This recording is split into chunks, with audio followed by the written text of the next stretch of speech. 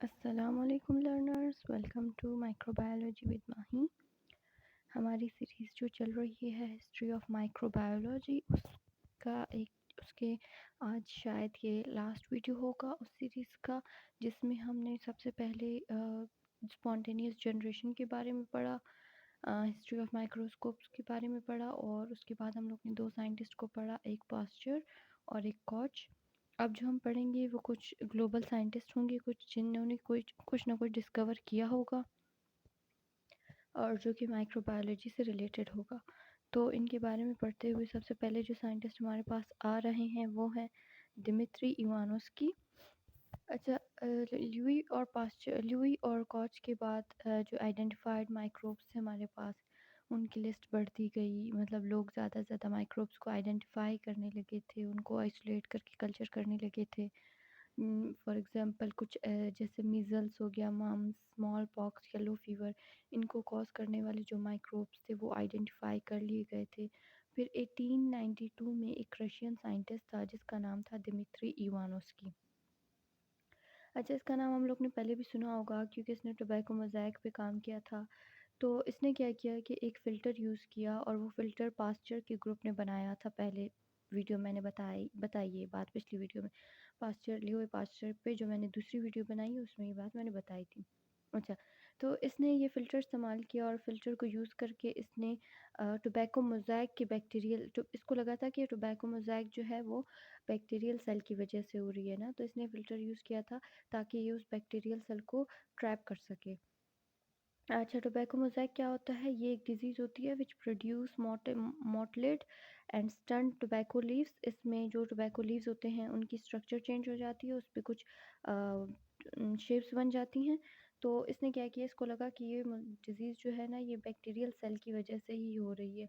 तो इसने filter use किया ताकि बैक्टीरियल सेल को ट्रैप कर सके। लेकिन इवानोस्की ने देखा कि जब इसने फ़िल्टर किया तो फ़िल्टर से जो लिक्विड पास हुआ था, जो फ्लूइड पास हुआ था, उसको फिर इसने हेल्दी टोबैको लीफ पर लगाया तो उसमें डिज़ीज़ हो गई।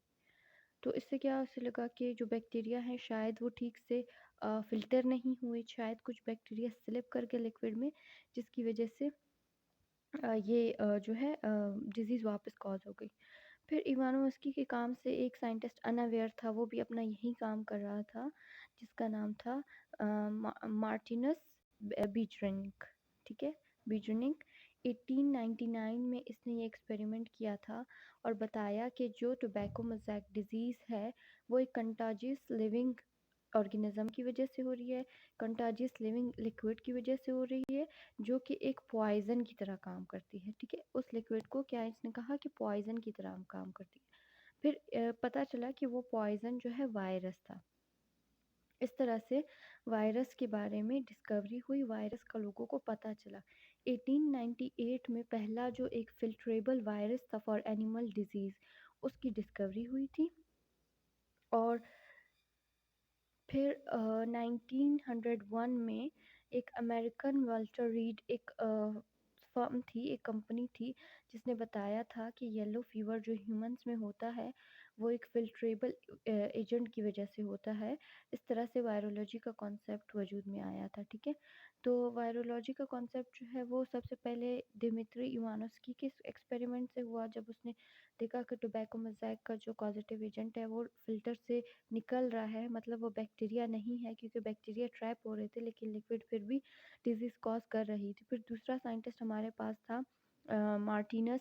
उसने भी यही कहा कि जो टोबैको मोज़ेक डिजीज़ है वो एक कंटाजियस लिक्विड फ्लूइड की वजह से हो रही, लिविंग लिक्विड उसने कहा था उसको, उसकी वजह से हो रही है, जो कि ज़हर की तरह काम करती है। और वो ज़हर, वो पॉइज़न क्या था? वो वायरस था। फिर 1891 में पहला वायरस जो है फ़िल्ट्रेबल फॉर एनिमल डिज़ीज़ की डिस्कवरी हुई थी। फिर उसके बाद अमेरिकन वाल्टर रीड ने बताया कि येलो फीवर को कॉज़ करने वाला जो उसका जो पॉजिटिव एजेंट है वो भी एक वायरस है। अच्छा, उसके बाद फिर एक और साइंटिस्ट आ जाता है, क्योंकि हम माइक्रोबायोलॉजी की हिस्ट्री पढ़ें और माइक्रोबायोलॉजी में डिफरेंट फील्ड्स आ जाते हैं। बैक्टीरियोलॉजी, वायरोलॉजी, हमारे पास इसमें फंगस आ जाता है, एल्गी आ जाता है, माइकोलॉजी जिसको कहते हैं फंगस के स्टडी को, और इसमें हमारे पास इन्वायरमेंटल माइक्रोबायोलॉजी आ जाता है। तो इन्वायरमेंटल माइक्रोबायोलॉजी से रिलेटेड एक डिस्कवरी के बारे में अब हम पढ़ने लगे हैं। एक रशियन साइंटिस्ट था, सर्गे विनोग्रेड ग्रेड्सकी, ठीक है, सर्गेई विनोग्रेड्सकी। ये एक साइंटिस्ट था जिसने क्या किया था कि नाइट्रोजन फिक्सेशन का जो कॉन्सेप्ट था वो डेवलप किया था, वो डिस्कवर किया था इसने, इस साइंटिस्ट ने, रशियन साइंटिस्ट ने। अच्छा, नाइट्रोजन फिक्सेशन क्या होती है? ये conversion of nitrogen gas into ammonia होती है, ठीक है।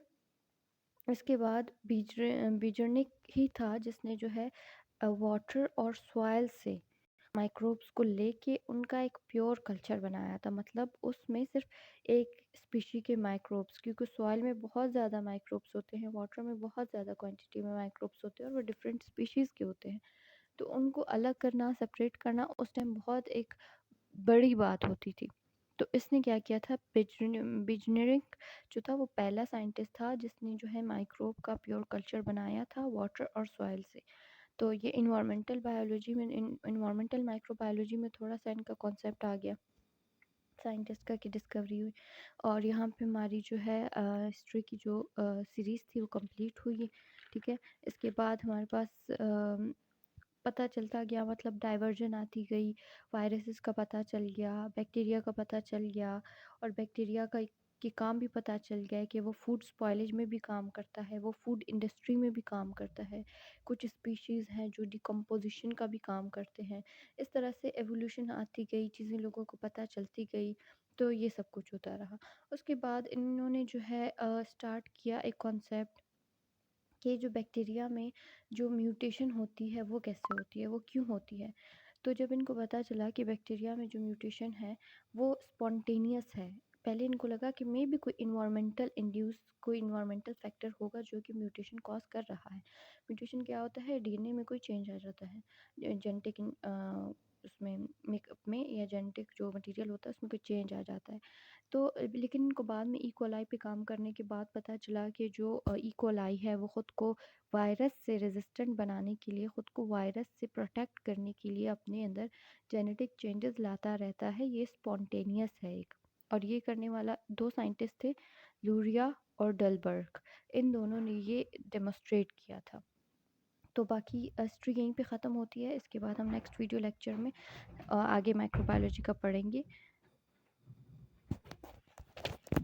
तो आज का जो लेक्चर था वो यहीं पे ख़त्म हुआ। आगे हम पढ़ेंगे सेलुलर ऑर्गेनाइजेशन के बारे में, जो दो टाइप्स की होती है, जिसमें हमारे पास यूकैरियोटिक और प्रोकैरियोटिक सेल्स आते हैं। उनकी ऑर्गेनाइजेशन, उनके बारे में जो डिटेल्स है वो सारा कुछ पढ़ेंगे। यहाँ पे जो माइक्रोबायोलॉजी की हिस्ट्री की सीरीज़ कंप्लीट हुई, इसके आगे हम माइक्रोबायोलॉजी के बेसिस से स्टार्ट करते हुए एडवांस लेवल तक जाएंगे। आई होप आपको ये लेक्चर समझ आया होगा। अगर आया है और आपको इससे कुछ सीखने को मिला है, कुछ नॉलेज मिली है, तो please like, subscribe and share, और मिलते हैं नेक्स्ट वीडियो में इंशाल्लाह। Best of luck.